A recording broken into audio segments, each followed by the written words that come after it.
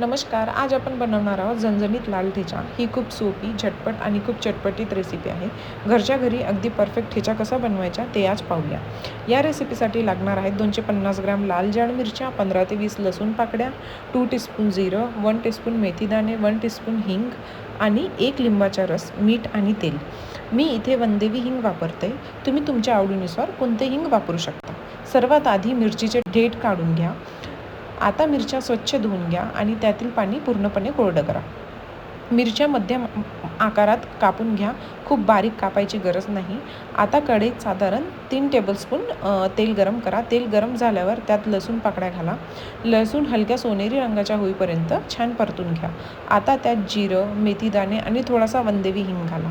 हिंगमुळे खूप छान सुगंध येतो आणि टेस्ट पण खूप एन्हान्स होतो. आता कापलेल्या मिरच्या घाला आणि नीट मिक्स करा.